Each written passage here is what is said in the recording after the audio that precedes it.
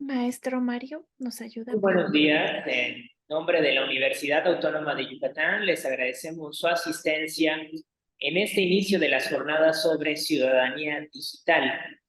Esta mañana aprovechamos también para saludar a las autoridades de nuestra casa de estudios, que el día de hoy son parte de la organización de esta iniciativa. La doctora Marcela Zamudio, directora general de Desarrollo Académico, la doctora María Minerva Zapata Denis, directora de la Facultad de Derecho de la Universidad Autónoma de Yucatán, y al doctor Ramón Beniche Mena, coordinador general de posgrado de nuestra casa de estudios. En ese mismo sentido, también visibilizamos el esfuerzo de la Asociación Nacional de Universidades e Instituciones de Educación Superior, así como a la Red Nacional de Investigación y Educación, así como también a Mexicanas del Futuro, al Comité e Informática de Estados y Municipios y, por supuesto, a la Academia Mexicana de Ciberseguridad y Derecho Digital, que hicieron posible la realización de estas jornadas que el día de hoy inician. A continuación, presentaremos la conferencia titulada Ciudadanía Digital, clave para la prosperidad en la sociedad 5.0. En este espacio se explorarán las oportunidades y desafíos que se nos presentan como ciudadanos digitales, y para ello es un gusto recibir al maestro Ernesto Ibarra Sánchez. Él es un jurista digital, coordinador de ciberseguridad y derecho digital por la UD Lab Jenkins, graduado en esa institución, así como fundador de la A-Cyberlaw, consultoría especializada en protección de datos y ciberseguridad. Es fundador y presidente de la Academia Mexicana de Ciberseguridad y Derecho Digital y se encuentra asesorando y coordinando distintas iniciativas en el Senado de la República, como la Alianza México Ciberseguro y la Alianza Nacional de Inteligencia Artificial. Sin más preámbulo, damos inicio a esta conferencia agradeciendo su compañía y sobre todo la presencia de nuestro invitado especial y ponente, el maestro Ernesto Ibarra. Bienvenido y buenos días.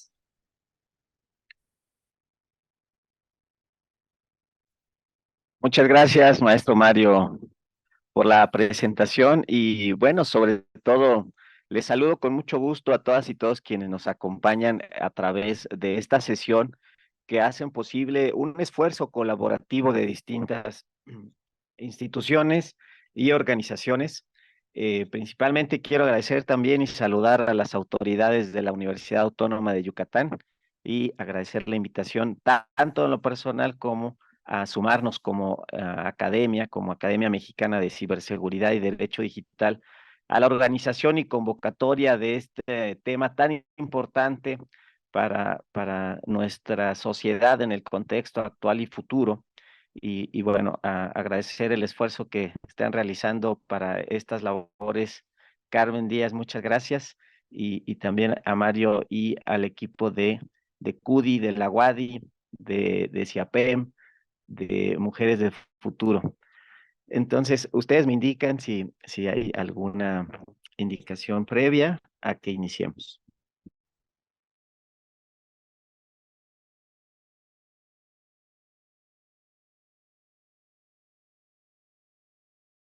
Adelante, por favor, maestro Ernesto. Muchas gracias.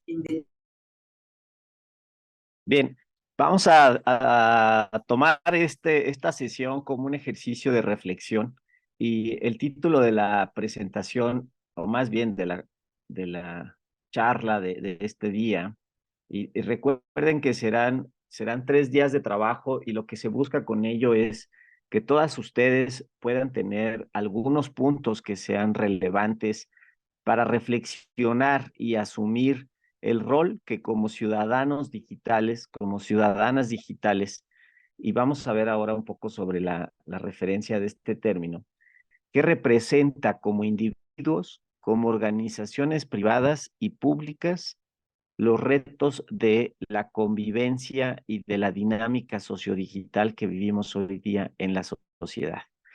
Entonces, para empezar, me gustaría que hagamos un pequeño ejercicio y les pido que refieran o que imaginen, que puedan trasladar este tipo de referencia en cuanto a cuál es nuestro rol como individuos, pero les pido que lo realicen en el ámbito individual. Es decir, cuando hablamos de ciudadanía, tenemos algunos elementos que son muy naturales respecto del tema de quién soy, cómo estoy, qué hago donde estoy, cómo interactúo en el grupo social donde estoy, cuáles son mis derechos, cuáles son mis obligaciones y cómo me convierto en un agente de cambio para transformar la realidad en un sentido positivo para que todos estemos mejor, ¿no? Y que hablemos de este tema de la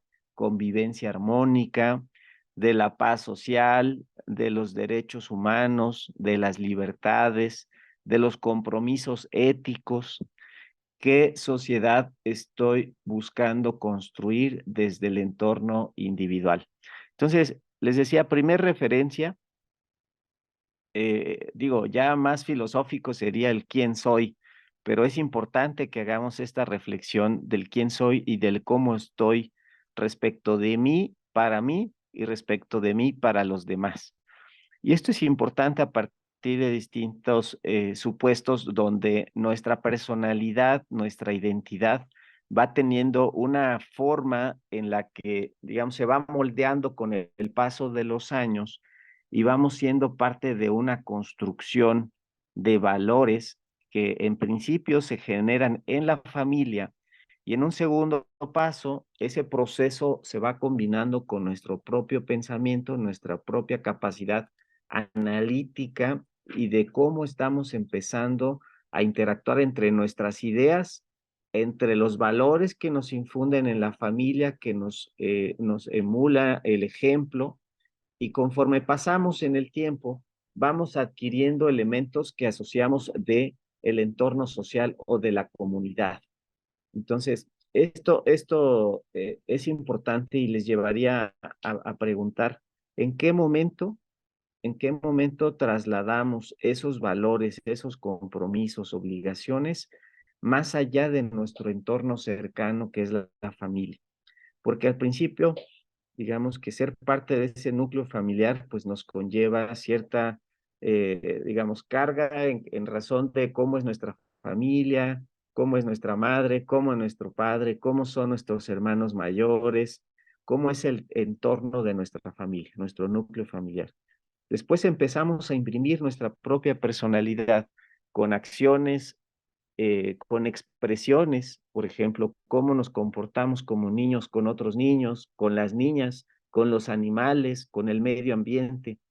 Y eso es el origen de lo que vamos a ver hoy, que es la ciudadanía digital, porque en el fondo está esos principios y valores que vamos imprimiendo en nuestro actuar, en nuestro día a día, hablando de esta combinación del entorno físico o digital que debemos entender que es uno solo. Y entonces la proyección de nuestra persona, nuestra personalidad, nuestros valores van dejando huella y van trascendiendo a otras personas en la medida que podamos transferir con claridad cuáles son nuestros elementos identitarios y cómo esos valores los podemos compartir e incluso contagiar, ¿no? Que es uno de los efectos, pues, de vivir en un entorno social. Como ustedes saben, el ser humano por naturaleza es un ser social, aunque exista algunas personas hurañas y todo, bueno, siguen siendo sociales porque pues necesitan alguna actividad que requiere una interacción. Entonces, el primer punto es el punto de partida desde lo individual y desde el núcleo familiar, porque si no entendemos esa esencia, no vamos a poder entender cómo y para qué asumir los retos y digamos, sacarle provecho a esta sociedad donde la tecnología nos puede ofrecer grandes maravillas como visitar otro país, visitar otra ciudad, conocer algún espacio físico, algún museo a través de internet. Ya ven que ahora podemos visitar lugares y hacer visitas incluso con realidad aumentada. Entonces, toda esta maravilla que representa la tecnología, la era digital, tiene o lleva consigo o implícitamente conlleva una responsabilidad en el uso de la tecnología. El uso de la tecnología pues está marcado por distintos componentes, como vamos a ver más adelante, pero les decía, debemos conectar la esencia de nuestra persona, nuestros principios y valores en el quehacer diario como individuos, como organizaciones. Sabemos que como organizaciones, por supuesto, una empresa privada o una empresa pública o las entidades del Estado en sus distintas modalidades, sea del Ejecutivo, Legislativo, Judicial, una universidad autónoma como la UADY, pues al final está conformada de el trabajo, de los valores que asume la comunidad universitaria, sus autoridades, las profesoras y profesores, el alumnado. Entonces, no es posible desvincular los principios institucionales del quehacer y responsabilidad y compromiso que asumimos como individuos que pertenecemos a esa comunidad. Entonces, hasta aquí lo que les pido que en estos minutos que estoy ajustando aquí una nota, eh, puedan reflexionar sobre qué tan importantes son los principios que se desarrollan, aprenden y fomentan en la familia y cómo los trasladamos a nuestra dinámica cotidiana actual, ya como adultos, como jóvenes universitarios, tanto en el entorno físico como digital.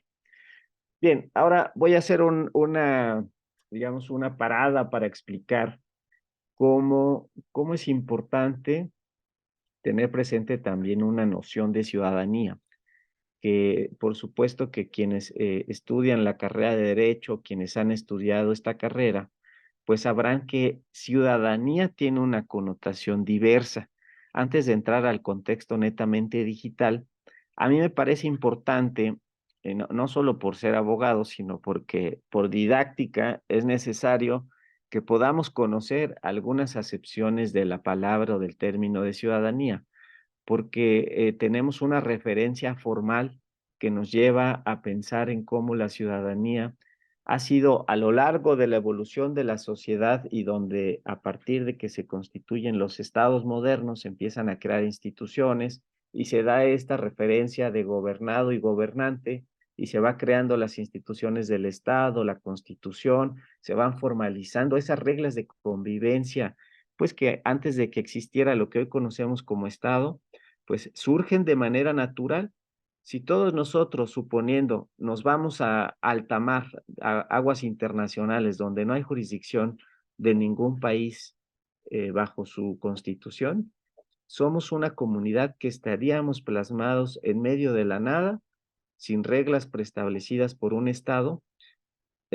Supongamos que tampoco aplican derecho internacional, ¿no? Algunas reglas que aplican para estos espacios, que vamos a empezar a construir una dinámica natural de convivencia y se va a empezar a generar una pauta de comportamiento, una exigencia de conductas que, por ejemplo, estarán marcadas por no hacernos daño, estarán marcadas por colaborar para conseguir alimento. Aquí entre paréntesis, no sé si han visto una película que se llama El Señor de las Moscas y si no les invito a que la vean. Es una construcción de reglas que surgen de lo natural en un entorno de una isla, pero en niños que presuponen no tienen la carga social, la carga moral de la construcción de reglas y que van construyendo sus propias pautas de comportamiento y es una forma incipiente de cómo se crean estas responsabilidades, derechos y obligaciones. Entonces, uno de los principales puntos es que sepan que la ciudadanía como término no tiene una acepción pues generalmente aceptada, sino que sigue habiendo pues propuestas desde el punto de vista filosófico, desde el punto de vista cultural, desde el punto de vista político, jurídico estrictamente, o desde un punto de vista del entorno social y de los derechos humanos. Como elemento, digamos, de punto de partida es que podemos referir al ciudadano como integrante o miembro de una comunidad. Y es por eso que hoy día se habla incluso de tribus, ¿no? Somos de la tribu X o de la tribu Y. Es muy común que las personas tendamos a generar generaciones, ¿no? Estamos hablando de la generación X, la generación Y, incluso en forma un tanto despectiva se habla de la generación de cristal o etcétera. Entonces, hay una tendencia natural a la pertenencia a una comunidad. Por ejemplo, allá en la universidad, pues se genera buscar identidad sobre la comunidad universitaria de la UADY. No sé mucho, digamos, qué mascota tienen, un himno nacional, un himno universitario, rasgos identitarios, ¿no? Entonces, uno de los elementos de la ciudadanía es ser parte de una comunidad. Y el ser parte de una comunidad implica de manera natural someterse a una especie de pacto social entre esa comunidad o bien ciertas reglas, donde hay que seguirlas, hay que respetarlas, hay que cuidar estos símbolos que son valiosos para nuestra comunidad. Por ejemplo, de la que sí conozco un poco más, pues en la Universidad Nacional como rasgos identitarios, pues está el Puma, está Ciudad Universitaria, el himno universitario, el Goya. Entonces, así se va generando en naciones, a nivel interno, a nivel de empresas o corporativo, ¿no? Con el escudo, con los premios, reconocimientos, etcétera. Entonces, el tema de ser parte de una comunidad. Otra está referida a la relación entre gobierno y ciudadano, o gobierno y gobernado, gobernante y gobernado. Y esto es importante porque inequívocamente estamos, ay, por ahí veo un... Ah, perfecto, voy a ir saludando en el chat. Marta Alicia nos habla algo sobre el tema de Campeche, así es. Entonces, esta pertenencia nos va dando e incluso va moldeando como algunos principios, algunas costumbres, y las costumbres van construyendo reglas, ¿no? Algunas trascienden al ámbito jurídico. Entonces, este segundo punto es el de la relación de gobierno-gobernado.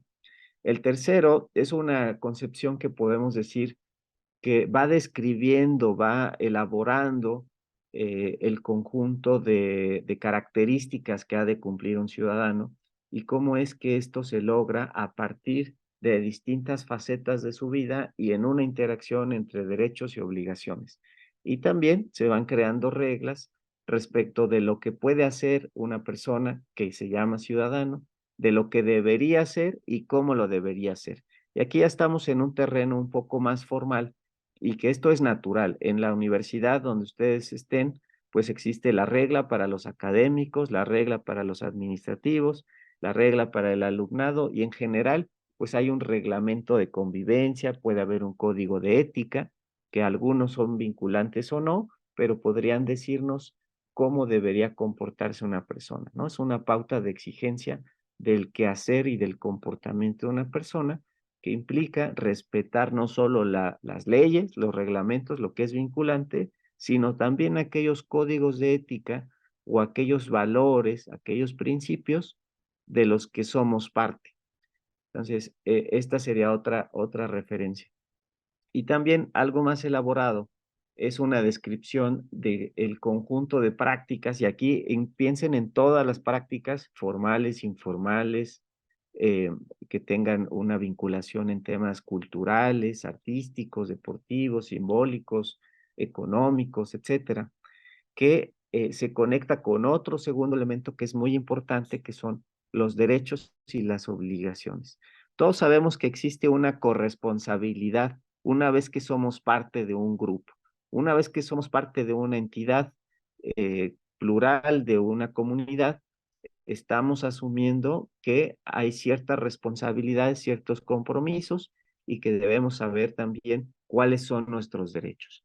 En la medida de que esto esté claro y asumamos ese compromiso, que tenemos la dualidad de nuestro quehacer, vamos a poder ser vamos a actuar de manera más corresponsable respecto de los otros, de las otras personas. Entonces, estos derechos y obligaciones, pues también, como ustedes saben, a lo largo de la evolución de la sociedad ha tenido distintos matices, ha tenido distintas circunstancias, etapas donde estaban negados ciertos derechos, por ejemplo, el voto de la mujer como un derecho político social, político civil, que estaba negado en algunos países. Hablando de México, estaba prohibido que bueno, no podían votar. Se fueron ganando estos derechos a partir de exigencias sociales, a partir de instituciones que se han ido perfeccionando. Y esto también ha sido un producto de la propia ciudadanía. Entonces, aquí vemos cómo los derechos en sus distintos momentos históricos, vamos a revisar un poco, cómo se va configurando y entrando en un ciclo virtuoso donde mayor ciudadanía, mayores derechos, mejor ciudadanía, y entonces empezamos a generar un ciclo virtuoso entre derechos, entre personas que colaboran, que son activas, ejerciendo sus derechos, haciendo que se defiendan, que se protejan, y esto nos lleva a una sociedad cada vez más responsable en términos de ciudadanía. Y esto, por supuesto, que pues va reforzando a la comunidad. Entonces, en este contexto, simplemente que me pareció importante es pues que hagamos una referencia de cómo la ciudadanía respecto de derechos y obligaciones tiene distintos matices, ¿no? Entonces, aquí, por ejemplo, si quisieran ahondar un poco más, podrían revisar alguna literatura sobre la construcción de ciudadanía y van a ver una evolución muy interesante que cruza tanto el tema de derechos humanos como el tema de la democracia, porque como ustedes saben, el ejercicio de la figura como ciudadano o nuestra responsabilidad como ciudadano también estará contenida dentro de ciertos márgenes según el modelo democrático en el que vivamos y según el cómo establezcan las reglas para el ejercicio de esos valores democráticos como sociedad. Ya vamos a entrar más adelante al tema digital, pero no podemos entender la dinámica sociodigital si no entendemos antes la dinámica en una sociedad, digamos, más fácil de entender, ¿no? Es decir, todos tenemos un entorno comunitario, todos vivimos en algún barrio, en algún pueblo, en algún municipio, dentro de un estado, país, a nivel global. Entonces, esto nos permite identificar cómo la ciudadanía es una figura que desde el punto de vista formal, pues está estrechamente vinculada a la democracia y al ejercicio de los dos político-electorales. Alguien en el chat por ahí, si nos hace favor, a manera de sondeo, que nos responda a partir de cuándo una persona es ciudadano o ciudadana en México. Lo voy a responder en un minuto, pero les dejo esto como una pista, como un desafío intelectual, principalmente para los estudiosos del derecho. Entonces, decíamos que la evolución de la sociedad va teniendo una evolución de valores democráticos, de formas democráticas, ¿no? Hay países donde su democracia es distinta, incluso teniendo una democracia como modelo político de gobierno, tenemos distintos elementos que describen la democracia de nuestros países. Por ejemplo, es lo mismo hablar de que nuestro país es democrático, pero tener un poder judicial que no sea independiente. No es lo mismo decir que somos democráticos, pero no tener una autoridad con autonomía constitucional para que organice las elecciones y regule las elecciones sin intervención del Poder Ejecutivo, ¿no? Como elementos de la democracia constitucional, implica la división de poderes como uno de los ejes rectores para que la sociedad democrática pueda llevar a cabo su proceso electoral a través del cual van a elegir a las autoridades que van a diseñar las políticas públicas, que van a velar por los derechos humanos y que van a buscar el desarrollo sostenible del país. Entonces, veo una mano levantada de Marta. Si desea participar, Marta, adelante.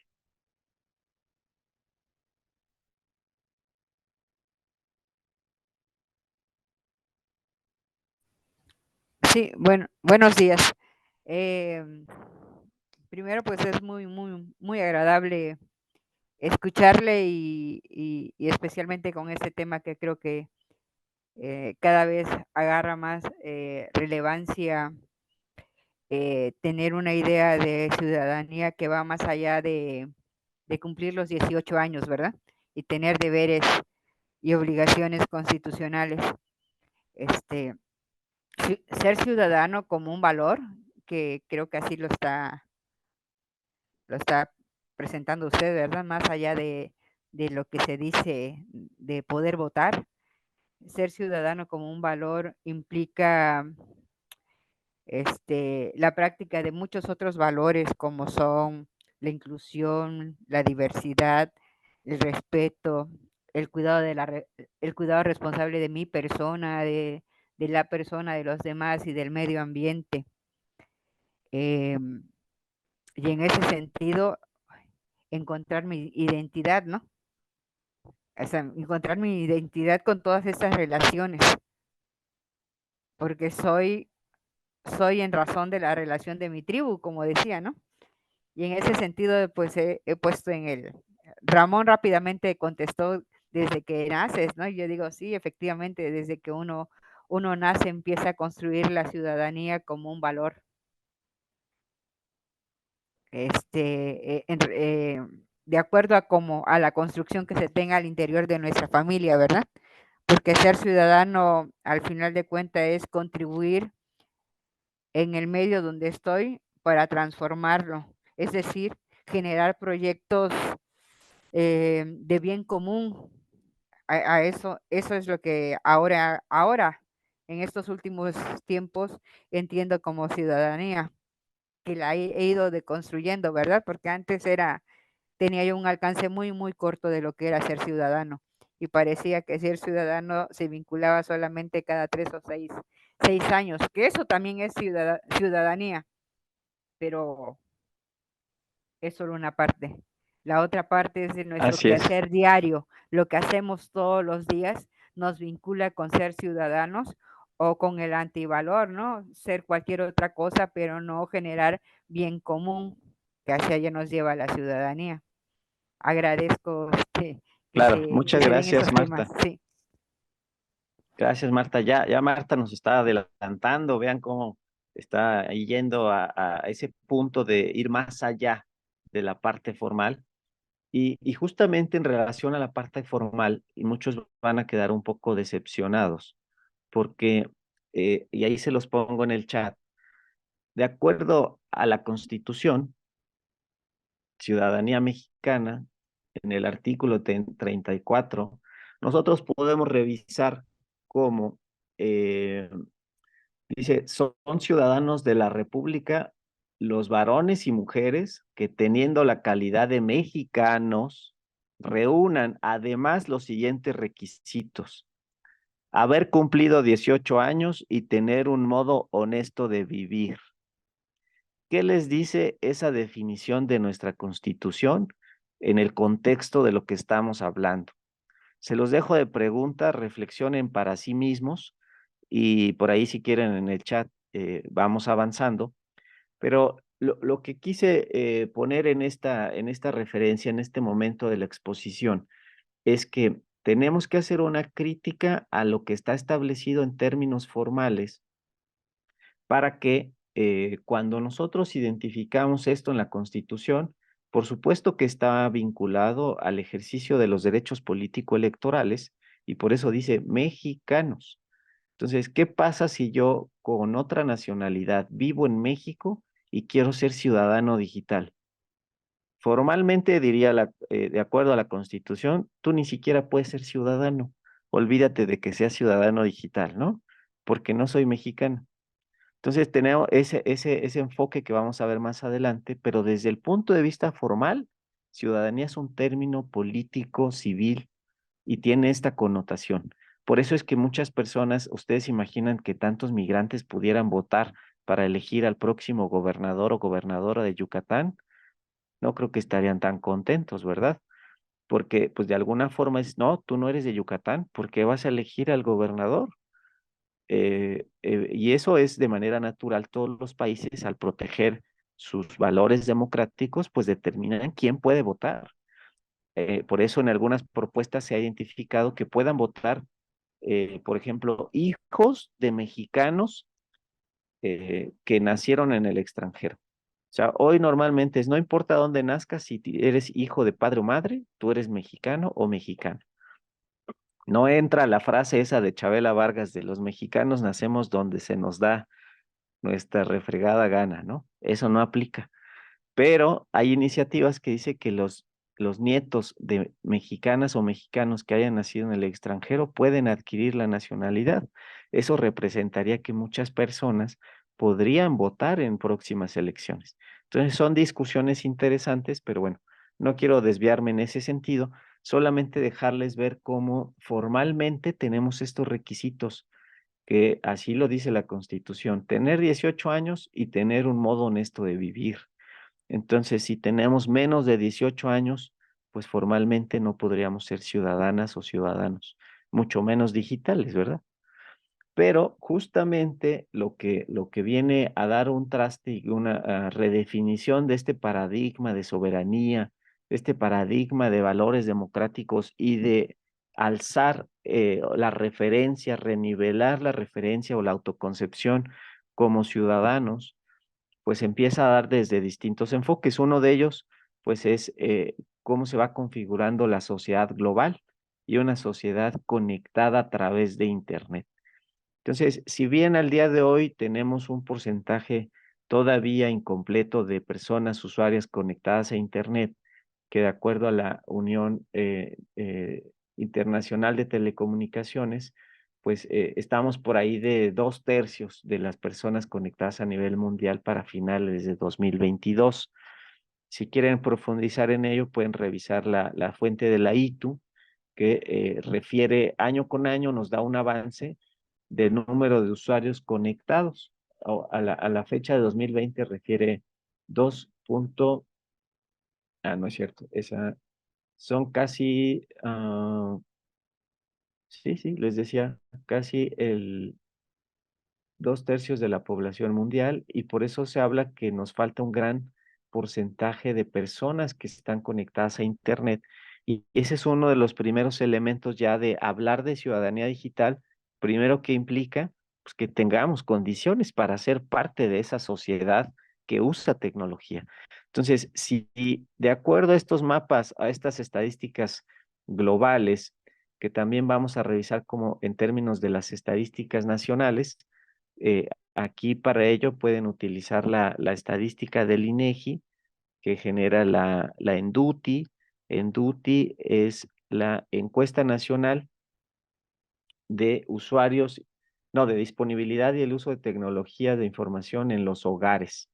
Entonces, si tenemos en México una brecha de acceso, donde, por ejemplo, a finales del 22, pues se habla de que en México, pues todavía hay muchas personas que están aisladas, por así decirlo, que han sufrido esa brecha de acceso y que no ha sido posible que usen la tecnología. Entonces, estamos hablando de que en términos de nuestro país, pues existen personas que aunque quieran, no pueden interactuar con nosotros a través de la tecnología, que no pueden ser parte de las redes sociales, no nos pueden mandar un tweet, no pueden decir, oye Ernesto, pues no me gusta lo que estás haciendo, creo que te estás desviando en esos valores como mexicano, ¿no? O no solo pueden ser participativos en crear juntos una iniciativa que mejore nuestra comunidad, que reduzca o que erradique la violencia, que mejore los derechos y condiciones de niñas, niños y adolescentes. Entonces, ese elemento, pues digamos que nos hace referir a que la brecha de acceso a la tecnología es un inhibidor de la ciudadanía en términos digitales y no digitales, ¿no? Porque, por ejemplo, si yo quiero ser mejor ciudadano en mi comunidad y quiero ayudar a mi comunidad, podría acceder a información, y ese, por cierto, es un derecho, el acceso a la información pública, que con esa información tome elementos para mejorar a través de un proyecto e impactar de manera positiva la vida de la gente. Por ejemplo, ahora que se dan becas para jóvenes o algún apoyo social para mujeres. ¿Qué pasa si una comunidad no sabe que tiene derecho a ese apoyo y la autoridad no ha llegado hasta su comunidad? Si hay una persona, sobre todo universitarios, y que vamos a ver cómo hay distintas personas que debemos autoasumir mayor responsabilidad social que otras, ¿no? Yo trato de decir esto con mis alumnos. Estamos en la universidad, somos universitarios, siéntanse más obligados que las personas que no lo han estado, que no lo están, a contribuir de mejor forma para el desarrollo de nuestra comunidad. Y eso nos implica que, por ejemplo, le acercamos esa información a las mujeres, les enseñamos dónde, o a las personas que están en situación de vulnerabilidad, y les enseñamos dónde acudir para ejercer ese derecho, para recibir ese apoyo al que tienen derecho, o para solicitar, por ejemplo, con un pequeño formato sencillo, que la autoridad atienda una situación de vulnerabilidad. Entonces, el simple acceso a la información que brindan las tecnologías, principalmente Internet, como derecho humano, facilita que otras personas mejoren su calidad de vida, aunque no estén conectadas a Internet. Por eso es que debemos mirarlo como los que estamos conectados y los que pueden ser beneficiados de que otros estén conectados, si esos otros contribuyen a que los que no mejoren su vida. O la participación política o ciudadana. Hay proyectos donde podemos colaborar como comunidad para proteger, por ejemplo, el medio ambiente, o para cuidar el agua, o para reciclar. Y hay personas que por su cultura no están acostumbradas a ello, pero los universitarios, bajo este compromiso social, pues podemos ir a compartir estas ideas, educar a la gente que necesite y crear este escenario de apoyo a la comunidad. Entonces, este tema de la ciudadanía digital tenemos que observarlo desde distintas aristas, y lo primero que resulta importante es que, si bien tenemos en la Constitución el derecho de acceso a las tecnologías, que, como ya dijimos, es un principio o presupuesto para poder llevar en un escenario más completo el ejercicio de nuestra ciudadanía en el ámbito del entorno sociodigital, pues ahí estamos teniendo una brecha, una tarea pendiente como Estado mexicano.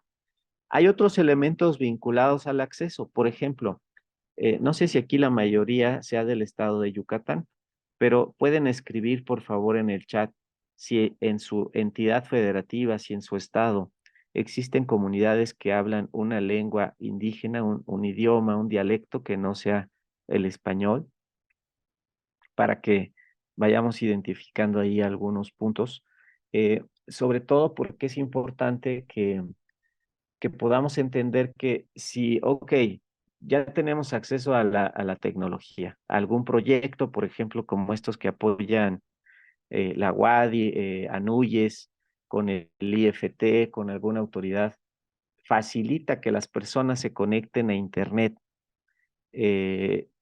Pero resulta que la información útil para esas personas solamente está en español. ¿Qué estamos propiciando? Nuevamente, que alguien se quede atrás, que alguien no tenga acceso a la información, que alguien no tenga acceso a los derechos que están vinculados a esa información. Entonces, esas brechas, desde el punto de vista, van limitando el ejercicio de la ciudadanía, y limitar la ciudadanía, como decíamos, tiene un impacto directamente relacionado con el fomento, el derecho, el fomento y ejercicio de derechos y libertades. Y la ausencia de derechos y libertades normalmente está asociada, pues, a una afectación, a un conflicto social y a una, digamos, grandes áreas de oportunidad en la calidad de vida de las personas. Además de esto, es importante que en esta correlación de derechos y obligaciones, quienes son autoridades deben entender cómo la puesta de información pública deba tener, por ejemplo, elementos de accesibilidad web o accesibilidad tecnológica. Si resulta que sí está en el idioma, pero que ya lo hemos visto en muchos casos, pues aparece que todo está en letra chiquita. Oye, pero yo ya tengo debilidad visual. Bueno, pues ya no puedo observar esa información. O si soy daltónico, no puedo comprender lo que está diciendo esa infografía. que a lo mejor decía, resguárdate porque viene una tormenta. Pues sí, pero entonces a las personas con discapacidad visual, auditiva, etcétera, pues nuevamente están en esa situación. Ahora, habrá muchas otras barreras de entrada para poder ser parte de esta sociedad digital, pero el centro está en que debemos ser corresponsables no solo del ejercicio, sino también desde la exigencia ciudadana o social para que podamos contribuir con las autoridades municipales, estatales y hacerles ver que en cierta comunidad, pues lo que está puesto en internet, sí está bonito, pero no nos sirve. O sabes qué, yo te ayudo a traducir mensajes de alerta a la población, porque yo y mi familia somos los únicos que hablamos tal idioma o tal dialecto, entonces yo colaboro, yo contribuyo, soy un ciudadano activo que estoy haciendo algo para que mi sociedad, mi comunidad se beneficie. Aquí ya nos dicen en el chat, en Campeche, el maya, el zapoteco, el náhuatl en el sur de Veracruz, el maya en el estado de Yucatán. Tengo entendido que hay esfuerzos importantes en Yucatán respecto del maya. No sé en Campeche cómo está el tema. En Veracruz desconozco, pero es una tarea importante y por eso decía, como ciudadanos activos debemos vigilar en que, pues que las autoridades puedan considerar que mensajes oficiales pues estén en ambos idiomas o en 3 idiomas según el número de población. Por ejemplo, en algunos estados empiezan a traducir, ¿no? La constitución del estado, los derechos de las niñas, niños y adolescentes, o hay países, por ejemplo, que tienen los 2 idiomas oficiales y toda comunicación oficial está siempre en inglés y en francés, por ejemplo. Entonces, esto es uno de los elementos que hay que cuidar. Y ahora bien, vamos a revisar cómo de estos elementos de acceso, pues ahora viene el uso. El uso porque de acuerdo a las Naciones Unidas, en una resolución de la Asamblea de 2018, se hace referencia a que los derechos humanos deberán ser fomentados, respetados y protegidos, tanto dentro como fuera de Internet. Esto nos lleva a un redimensionamiento de los derechos humanos en el entendido de que si estamos interactuando a través de las tecnologías, si estamos siendo parte de esta comunidad global digital, debemos tener la referencia de que mis derechos también merecen ser respetados, de que la dignidad como núcleo de los derechos humanos debe ser respetada tanto dentro como fuera de Internet. Y esto es sumamente importante porque si no lo asumimos así, pues podemos ser objeto de alguna afectación de derechos y nuestra referencia será, no, pues es que escuché que en Internet todo está permitido. Escuché que en Internet pues, es un terreno sin ley, así como el lejano oeste, ¿no? Donde era la ley del más fuerte. Entonces, esto es importante que no lo echemos en saco roto y que quede como uno de los mensajes más importantes de la charla, si ustedes lo ven bien. Los derechos humanos deben fomentarse, protegerse y respetarse dentro y fuera de Internet. Esto, por supuesto, supone muchos retos, porque estamos hablando de una sociedad que a través de la información y de los canales de comunicación que proveen las tecnologías, podemos transferir un volumen de datos impresionante, podemos generar contenidos de todo tipo, y esto hace que haya un cruce de jurisdicciones. Por ejemplo, si hoy Carmen, que le gusta mandar comunicaciones por LinkedIn, publica algo y después en su Twitter, probablemente ella no sepa que también la leen en China, en Alemania, en África, en Europa, Norteamérica, Sudamérica. Entonces, un contenido que la profesora publica y que nosotros leemos y le damos retweet, pues genera una dinámica digital que trasciende fronteras. Hay contenidos, aquí ya no hablo de la profesora, hay contenidos que tienen un mensaje que no siempre es positivo, ¿no? Por ejemplo, groserías, violencia, fomentar retos que dañan a los niños, a los adolescentes, sobre, oye, vamos a jugar a que te desapareces 48 horas para ver si tu mamá te busca. para ver si acude a la fiscalía, como si no tuviera trabajo la fiscalía, para que pues inicie la búsqueda de una persona menor o de un niño, de una niña, y vamos a ver si la fiscalía tiene la capacidad de encontrarte antes de 48 horas. Y ese reto se publica en internet, se difunde en TikTok. ¿Y cómo se difunde? A partir de mensajes de réplica, de retweets, de likes, de que alguien toma la URL y la comparte en grupos de otras personas. Eso, de acuerdo a esta referencia ética de valores que hemos estado hablando, será algo acorde a la conducta esperada de un ciudadano digital. Fomentar algo que sabemos que puede llevar a que otros se hagan daño, se lastimen. Seguramente no. Hay otro caso, la desinformación, que tiene elementos notoriamente que buscan dañar, ya sea los valores democráticos de un país, la imagen o la reputación de otra persona, y que ese círculo de información, sobre todo en redes sociales, se vuelve viral, se genera una tendencia por cada like, por cada retweet, y estamos siendo parte, si no somos conscientes de cómo nuestra dinámica digital repercute en los daños dentro y fuera de Internet, estamos siendo parte de que esa desinformación se propague.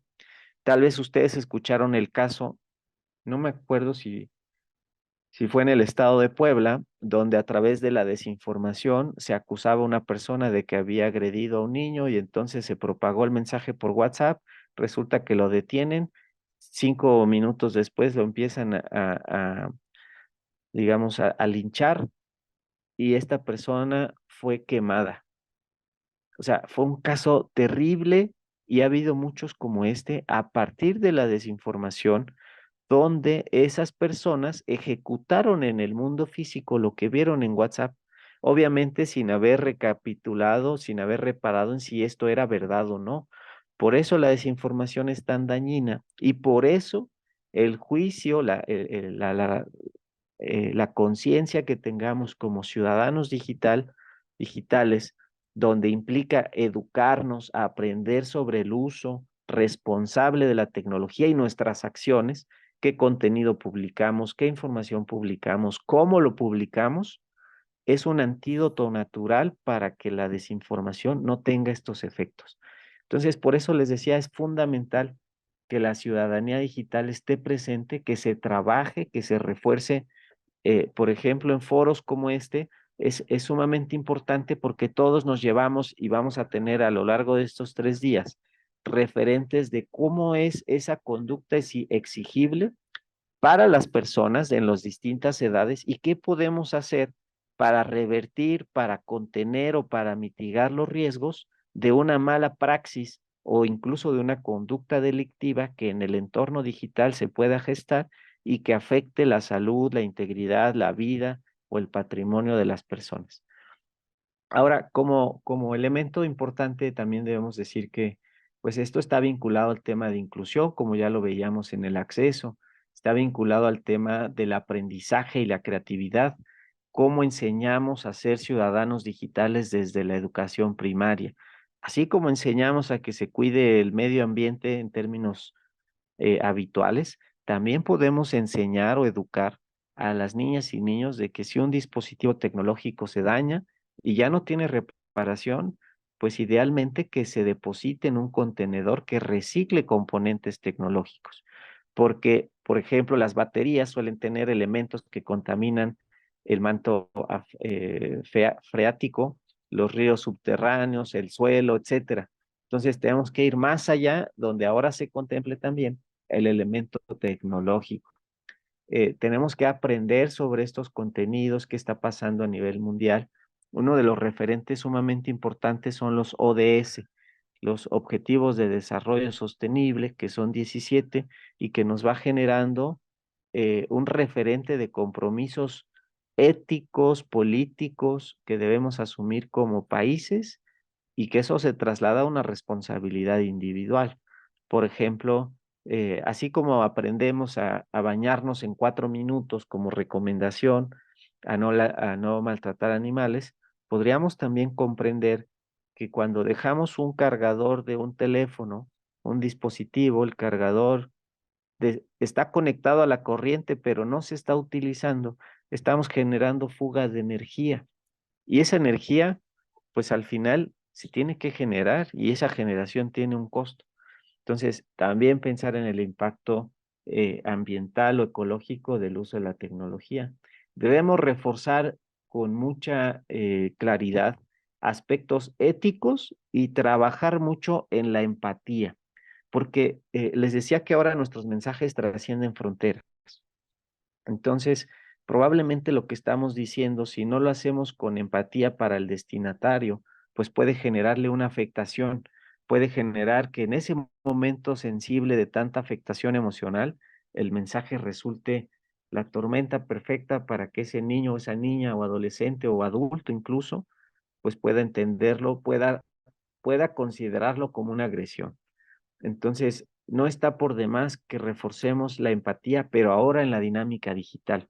Aquí como consejo creo que es importante pues empezar a trabajar una guía para profesores, para padres, en cómo construir empatía, cómo reforzar estos elementos de ciudadanía digital en el contexto del uso de las tecnologías. También pensar en el bienestar, en la salud y en la prevención de riesgos. Por ejemplo, se ha identificado que el uso de la tecnología genera una afectación en las cervicales superiores, porque vamos con el dispositivo móvil en una postura, no sé si se alcanza a ver, pero normalmente cómo llevamos el móvil y vamos viendo agachados. Entonces, se ha generado una malformación en las cervicales que está afectando nuestra salud, nuestro bienestar, o estamos usando el dispositivo incluso para 2 minutos antes de dormir. Y en el caso de las niñas, niños, adolescentes, pues es necesaria la intervención del adulto para ayudarles a entender el uso responsable que implique no afectar, por ejemplo, su calidad de sueño, su postura, su salud, que también se salgan a jugar al parque. Entonces, ese elemento también es parte de una concepción de ciudadanía digital que está muy vinculada al seno escolar. Entonces, ahí queda como un elemento, pues, importante a trabajar y que entendamos también, entre otros puntos, cómo tenemos una especie de identidad como si fuera nuestra persona digital para que podamos ser conscientes de que lo que escribimos también puede definirnos, de que lo que publicamos también está asociado a nuestra forma de ser, a nuestra forma de pensar. Entonces, eso para tener la responsabilidad de que en esta etapa de formación, pues no publiquemos contenido sin reflexionar cómo puede impactar en esa forma que queremos que las personas tengan referencia de mí. Por ejemplo, si yo quiero que las personas tengan una referencia positiva de que soy un joven, bueno, pensando en ustedes, jóvenes universitarios, responsable, que tengo una buena comunicación con las otras personas, que no soy una persona violenta, pues es natural que si todas nuestras publicaciones en redes sociales dicen lo contrario, pues las personas van a pensar eso. Entonces, lo ideal obviamente es ser natural, ser auténtico en las redes, pero tengan presente que lo que publican puede generar una referencia de ustedes.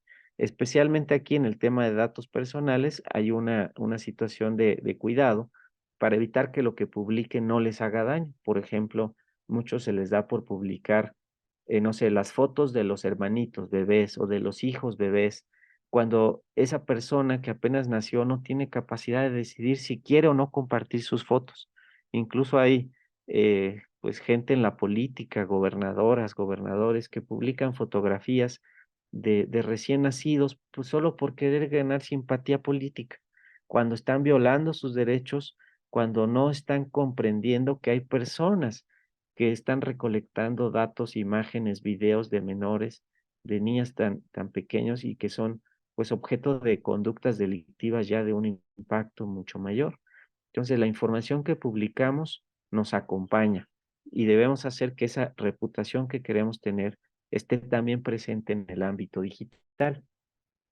Otro elemento importante es la protección de datos y la privacidad. Entender que el ejercicio de nuestra personalidad bajo la libre expresión como derecho humano también no implica que podamos publicar contenidos de terceros sin su autorización. En principio debemos tener claro que tenemos libertad de expresión, pero hay límites. El límite nos marca la libertad de otro, los derechos de otro y ahora también las reglas de convivencia de las plataformas. Porque ustedes saben que si están interactuando en redes sociales como Facebook, como TikTok, como Instagram, pues tienen derecho a expresarse. Pero si ustedes se expresan de una forma que ya raya en la violencia en contra de otra persona, es muy probable que las plataformas les bloqueen el contenido e incluso hasta que les cancelen la cuenta.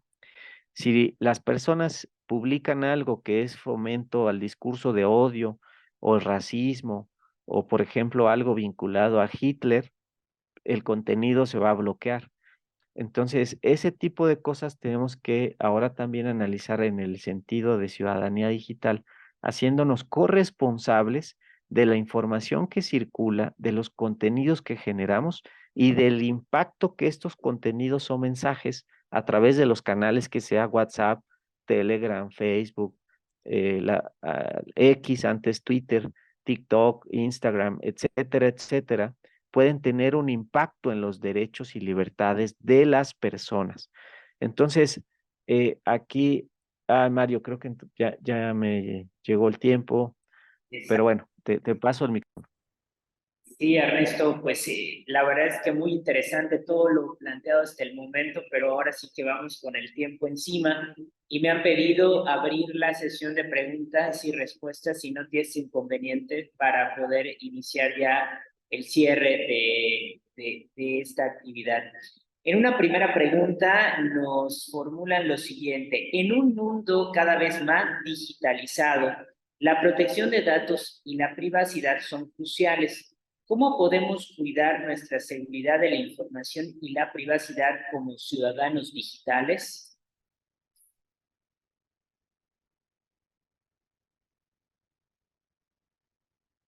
Gracias, Mario, qué interesante pregunta, especialmente que aunque tiene muchas aristas para responder, es primero esto, reconocer que tenemos el derecho a la protección de nuestros datos personales, a nuestra vida privada y también a la seguridad digital o ciberseguridad. No voy a ahondar en ello, pero si no somos conscientes de que, por ejemplo, si un municipio, la autoridad municipal, nos ofrece acceso a Internet, va acompañada de la responsabilidad de ellos, de la autoridad que nos ofrece el acceso, de que tenga medidas de seguridad, de que no cualquiera pueda conocer la información que viaja de mi dispositivo a la red que nos da el acceso a la tecnología. O que si yo me quiero manifestar en la plaza pública para expresar apoyo de algo o crítica sobre algo donde esté involucrado incluso el gobierno, que tenga certeza de que se va a mantener pues mi privacidad si es que uso la red pública de Internet. Entonces, asumir que tenemos el derecho a la seguridad digital es un primer paso. Segundo, aprender a gestionar esa seguridad digital. Uno de ellos sería algo que llamamos la huella digital. Es decir, tomamos fotos, compartimos entre WhatsApp, le mandamos el número de tarjeta a un familiar o le pedimos su número si queremos depositarle, intercambiamos datos, nombres, contextos de alguna historia, de algún suceso, tenemos nuestro correo electrónico y todo eso va dejando datos, muchos de ellos se descargan al dispositivo móvil. Entonces hay que estar presente, hay que tener en cuenta que todo eso necesitamos hacer una higiene digital. Si ya tomamos, fuimos a una fiesta con amigas, con amigos, tomamos fotos, enviamos las que teníamos que enviar y a partir de ello trasladarlas a un dispositivo de almacenamiento, un disco duro u otra computadora que esté en nuestra casa para no estar cargando todo el tiempo los datos en el móvil, porque imaginen que se pierde su teléfono móvil y además no tiene contraseña o incluso su contraseña pues es su nombre o es el nombre de su novia o de su novio o de su mascota. Y alguien que los conoce toma el teléfono, empieza a jugar con las contraseñas y logró entrar. Y se va a dar cuenta de toda esa información que tiene. Entonces, hay elementos muy sencillos como este, cuidar qué información tenemos en el móvil, hacer higiene digital, ir descartando, eliminando o almacenando en otro lugar para que el móvil esté, digamos, limpio, ¿no? usar contraseñas que no sean tan fáciles de identificar como el nombre de la mascota. Si se puede usar un gestor de contraseñas, que es un llavero de contraseñas, y ese les ayuda a que puedan tener 1000 servicios y cada una de las contraseñas diferente. Pero asegúrense de que la contraseña maestra sea muy amplia y sea muy robusta. Por ejemplo, imaginen en el título de una canción, ¿no? Pero sigo siendo el rey y le mezclan caracteres alfanuméricos, mayúsculas, minúsculas, y después le agregan el nombre de su postre favorito y después el nombre de, aunque tenga 30, pero que sea una contraseña que solo ustedes sepan, que no se les va a olvidar porque es la entrada al llavero de todas sus contraseñas. Y pues aprender, mantenerse actualizando. Mario, me parece que es una de las tareas más importantes porque a veces otras personas dependen de nosotros, por ejemplo, una niña, un niño, nuestros abuelos, nuestra madre, nuestro padre. Entonces yo creo que, digo, para responder en la medida de lo posible sencillo, por ahí podría dejar. Muchas gracias, Ernesto. Una segunda pregunta versa de la siguiente manera. Desde tu perspectiva, ¿cómo pueden las instituciones educativas contribuir a la educación digital y a la formación de buenos ciudadanos digitales?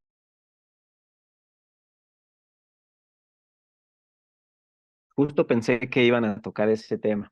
Y por el entorno académico me parece que es fundamental, primero que este ejercicio, este foro creo que es un primer paso muy valioso, ¿no? Que es aprender a escuchar sobre pues las reflexiones de quienes puedan conocer del tema y después poner manos a la obra. Es decir, ya estamos analizando que hay muchos desafíos derivados de la sociedad actual, de este mundo sociodigital.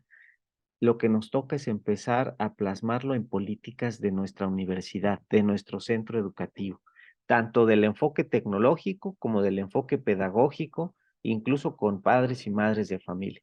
Uno de los casos más graves es esto que les decía de los retos, el cyberbullying o la violencia ejercida entre niños. Si no somos capaces de concebir que hay distintas modalidades de violencia que se ejercen en el entorno escolar, puede ser la violación de la intimidad, por ejemplo. Ocurrió que ahora con la inteligencia artificial en un bachilleres del Politécnico Nacional, hubo unos chicos que tomaron fotos de una chica, la adaptaron con inteligencia artificial, crearon contenido de pornografía y se estaba propagando en las redes. Entonces, los chicos son creativos, los chicos además en el entorno, sobre todo bachillerato, pero en cualquiera, pues la creatividad va a buscar el hacer qué. Entonces, es muy importante educar en este uso de habilidad, de tecnologías para construir habilidades digitales, el tema de la ética y el tema, pues a su nivel de cada respectivamente, pues la privacidad, la protección de datos, la seguridad, la intimidad, la libertad de expresión, la no violencia, la construcción de paz. Entonces, creo que eso amerita que los centros educativos, las instituciones, pues ya trasladen esto a, vamos a crear una guía, una política para la no violencia digital o una política de integridad en el uso de inteligencia artificial, etcétera. Creo que ese es uno de los roles. Y además, pues la sociedad está esperando esto del sector educativo, ¿no? Que si en la familia no tenemos los conocimientos para educar a los niños, a los jóvenes sobre cómo hacer uso adecuado de las tecnologías, pues por lo menos que en el sector educativo sí. Entonces, creo que por ahí va mi sugerencia del rol del sector educativo. Gracias, Ernesto. La tercera pregunta dice, ¿cuál consideras que es el principal reto que enfrentan las instituciones educativas en la era de la ciudadanía digital y cómo impacta esto también en la sociedad? Como muchos retos en cuanto a las olas de conocimiento y de factores novedosos, pues es la apertura, la disposición, el liderazgo de las autoridades para decir, oye, ¿qué es eso de la inteligencia artificial? No, pues que ahora ya le dicen generativa y que hay un chat GPT que es muy poderoso y por qué Elon Musk dice que va a destruir a la humanidad o lo ha dicho. Entonces, yo creo que ese sería uno, ¿no? Apertura, disposición para que como líderes podamos convocar a nuestras expertas. Por ejemplo, hay muchas instituciones que de repente tienen a personas tan talentosas y no te explicas cómo esa institución no tenga alguna política avanzada o una política ya desarrollada o un proyecto donde se esté trabajando algo. Entonces, creo que uno es esa labor de los liderazgos, otra, pues de la comunidad, profesoras, profesores, investigadores, tratar de generar una reflexión colaborativa para poner en la, por ejemplo, ahora que viene la planeación para el siguiente año, pues que se pudiera identificar como línea transversal la ciudadanía digital o la no violencia digital en distintos proyectos de distintas facultades y buscar cómo se articulan. Porque, por ejemplo, abordar la violencia digital contra niñas y mujeres, pues la puede abordar el área de derecho, la puede abordar ciencias políticas, pero también la psicología, también la pedagogía, también incluso las artes. Entonces, creo que pues ese sería el reto, ¿no? Que hay grandes retos y que si no empezamos a visibilizarlos y poner este granito de arena en un enfoque colaborativo entre disciplinas para hacer un enfoque inter y transdisciplinario, pues vamos a estar dejando pasar oportunidades de prevenir muchos de los riesgos que está generando la mala praxis o el uso inadecuado de la tecnología y el uso inadecuado del tratamiento de datos, que de fondo tiene la ausencia de valores, de principios éticos y de elementos como la integridad de las personas. Muchas gracias, Ernesto. Ya estamos llegando a la parte final de esta actividad, no sin antes agradecer la presencia de la Universidad de Tamaulipas, de la UNACAR, de la Universidad Veracruzana, de la Universidad Ibero, de la Universidad Autónoma de Chihuahua. Sin duda ha sido un tema que ha levantado mucho interés y que impacta directamente a las instituciones educativas de nuestro país en los procesos formativos que en el día a día quienes somos docentes realizamos en el salón de clases. Agradecemos tu participación, tu valiosa contribución en este inicio de nuestras jornadas, que sin duda alguna nos lleva a muchas reflexiones. De esta manera cerramos esta actividad para invitar a toda nuestra audiencia, así como a nuestra comunidad universitaria, para que continúe con nosotros el día de mañana con la mesa panel Mexicanas del Futuro en punto de las 12 horas. Sin más, pues ha sido un gusto coincidir con todas y todos. Les esperamos en nuestras próximas actividades. Muy buenos días.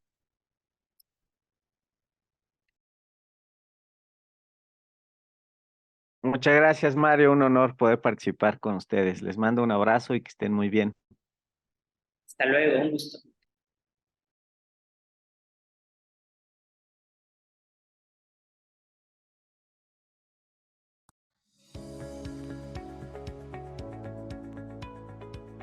CUDI, la Red Nacional de Educación e Investigación Mexicana, busca impulsar el desarrollo de aplicaciones que utilicen esta red, fomentando la colaboración en proyectos de investigación y educación entre sus miembros. Para contar con servicios de telecomunicaciones apropiados a las necesidades de la investigación y educación superior, alrededor de 130 países en el mundo han implementado redes nacionales de educación e investigación llamadas RENEI. Estas redes son asociaciones civiles sin fines de lucro, abiertas a cualquier institución educativa o centro de investigación, para obtener economías de escala en la conectividad. Solamente hay una red por país. Las redes nacionales de educación e investigación de todo el mundo intercambian tráfico gratuitamente entre sí. Con ello, han creado una infraestructura global indispensable para la investigación multinacional colaborativa.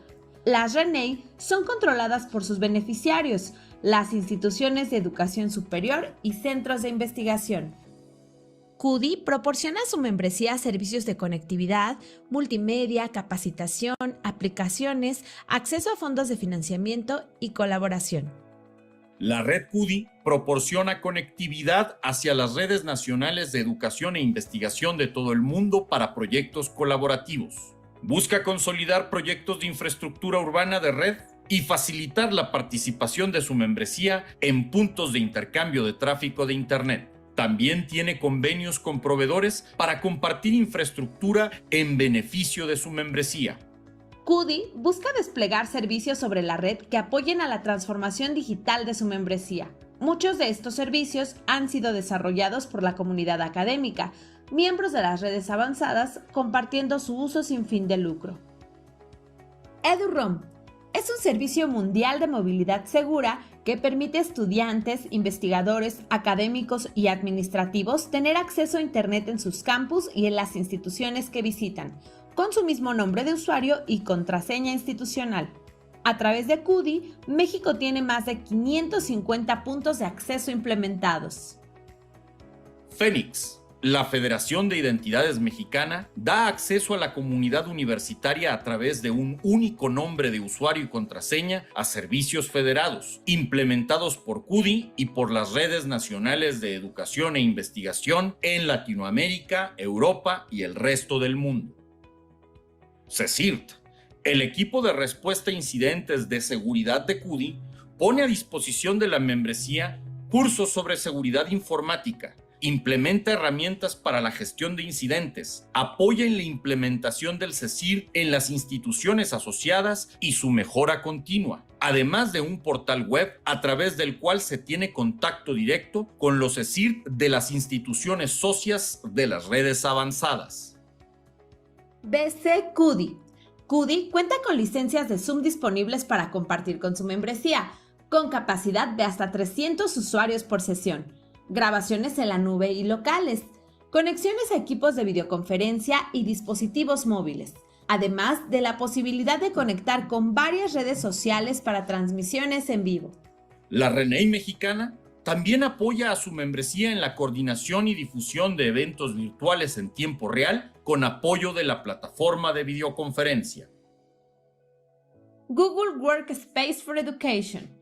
La RENIE pone a disposición de profesores y estudiantes de sus instituciones socias cuentas de correo ilimitadas con Google Workspace for Education para generar oportunidades de aprendizaje y agilizar las tareas administrativas.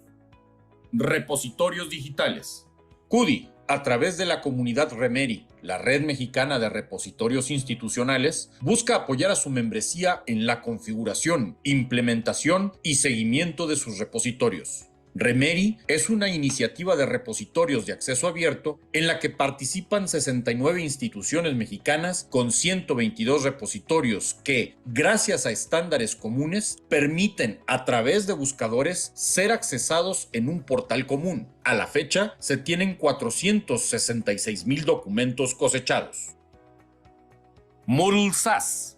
Kudi pone a disposición el Software as a Service en la nube de Cedia, sobre el cual se ejecuta el software open source LMS Moodle, permitiendo a las instituciones socias disminuir gastos de inversión y tiempos de implementación, tarifas competitivas en relación a los principales proveedores, soporte técnico personalizado y experimentado.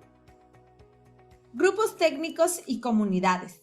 Kudi te invita a sumarte y ser parte activa de los grupos de trabajo y comunidades Kudi, con temáticas como capacitación, cómputo en la nube, federación, gobierno de TI, IPv6, redes definidas por software, Delta Metropolitana, servicios de acceso emergentes, seguridad, videoconferencia, arte, ciencia y cultura, multicast, astronomía, ciencias de la Tierra, CIMAR GUM, estudios socioambientales, inteligencia artificial, interacción humano-computadora, Red LaTeMX, física de altas energías, Remeri, supercómputo y salud.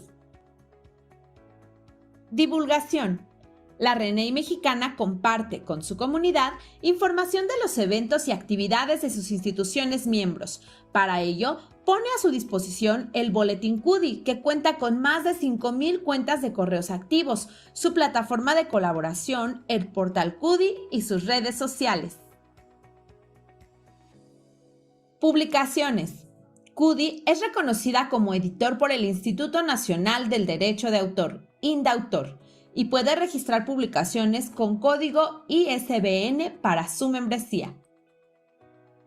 NOC-CUDI, el centro de operaciones de la red, brinda servicios de atención, monitoreo, detección y solución de fallas para los enlaces de la red CUDI. Otorga asesorías para configuraciones de sistemas de monitoreo y enlaces independientes a la RENEI mexicana. Gestión de proyectos. CUDI ofrece a su membresía asistencia en la formulación de proyectos, brindando asesoría para la conformación del plan inicial, así como en la exploración y sugerencia de fuentes de financiamiento para su desarrollo. De igual forma, ofrece apoyo en la difusión y divulgación de los resultados obtenidos por él mismo. Servicios sobre la infraestructura de Red Clara. A través de convenios internacionales, CUDI pone a disposición de su comunidad herramientas de colaboración desarrolladas por Red Clara y otras RENEI asociadas. Envío. Herramienta para enviar archivos pesados. Fondos y socios. Identifica oportunidades de financiamiento e interesados en trabajar conjuntamente en las temáticas de preferencia del usuario. BC Expreso. Es el servicio de videoconferencia de escritorio para usuarios CUDI. HPC. Red Clara, en colaboración con Scalac, el servicio de cómputo avanzado desde y para América Latina y el Caribe, integra el acceso y uso a instituciones de educación superior miembros de CUDI, a través de su infraestructura de red de servicios de cómputo en la región. La Escuela Regional de Redes promueve la capacitación, el desarrollo profesional y la difusión de conocimientos en tecnologías de la comunicación entre instituciones miembros CUDI. Promociona actividades de formación conjuntamente con otras redes nacionales de la región. Sé parte de la Red Nacional de Educación e Investigación CUDI.